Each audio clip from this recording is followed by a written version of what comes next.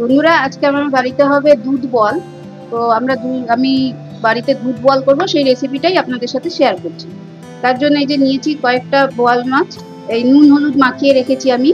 এটাকে ভেজে নিব, হালকা করে ভাজবো, খুব কড়া করে ভাজবো না, হালকা ভাজবো। এছাড়া মাছ ছাড়া আমার লাগছে আরো, এখানে আছে আদা বাটা, এটা আছে রসুন বাটা। আদা আর রসুন আলাদা আলাদা বাটবো।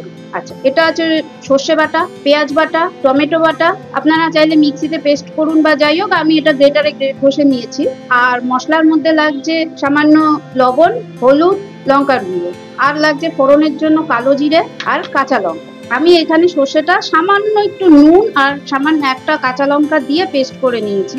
আর অবশ্যই লাগছে দুধ, যেহেতু দুধ বল তো দুধ তো আমার লাগছেই, এক বাটি দুধ নিয়েছি। তো চলুন দেখি। তার জন্য প্রথমে তো মাছটা ভাজবো আমি।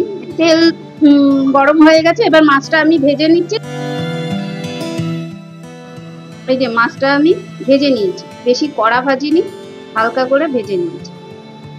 এবার আমার কড়াইতে যে তেল আছে মাছ ভাজা, এই তেলটার মধ্যেই বাকি রান্নাটা করব। এবার এতে দিয়ে দিচ্ছি কালো জিরে আর দুটো কাঁচা লঙ্কা।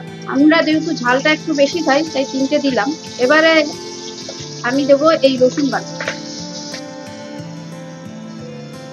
এবার আমি আঁচটাকে মিডিয়াম করে দিলাম।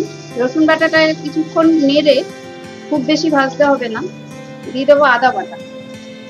এখানে রসুনের পরিমাণটা বেশি, আদার পরিমাণটা একটু কম।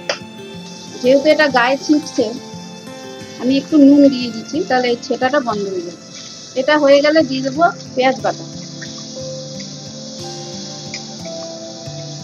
এটা যতক্ষণে হচ্ছে আমি হলুদ, লঙ্কা আর নুন এটাকে জল দিয়ে একটা পেস্ট মতন করে নিচ্ছি, একটু গুলে নিচ্ছি জলে। আমি এটা যদি কেউ বাটা মশলায় করে তাহলে আর এটা দরকার নেই, এটা রেডি করে রাখছি আমি।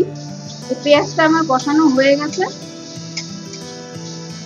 এবার এতে দিয়ে দিচ্ছি এই হলুদ আর লঙ্কা নুনের এই গোলা জলটা দিয়ে দিচ্ছি। এটা কিছুক্ষণ কষানোর পর এবার টমেটো পেস্টটা দিয়ে দিচ্ছি।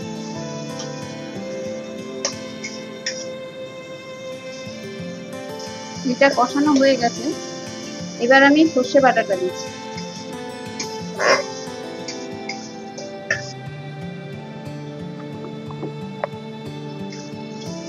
সর্ষে বাটাটা দিয়ে কষানো হয়ে গেল।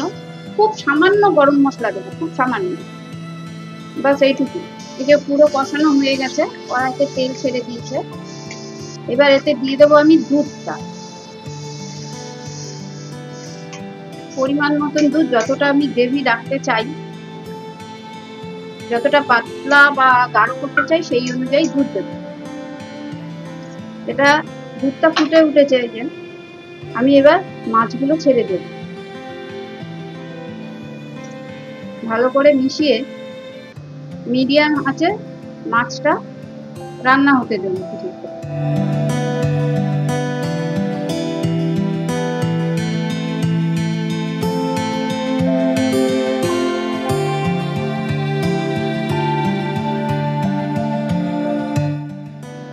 এই পর্যায়ে আমি কয়েকটা কাঁচা লঙ্কা দিয়ে দেবো, জাস্ট 2-3টে। এই কাঁচা লঙ্কাটা এই পরের দিকে দেওয়া, এটার একটা আলাদা স্মেল ছাড়ে।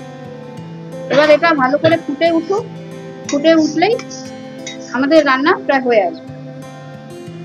এই যে বন্ধুরা, কিছুক্ষণ ফুটেছে, ফুটে ঝোলটাও গাঢ় হয়ে গেছে।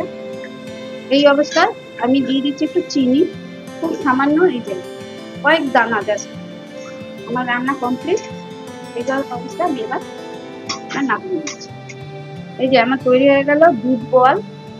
আপনারা দেখবেন পুরো রান্নাটা।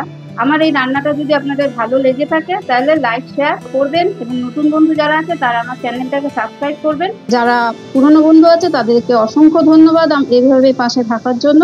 নমস্কার।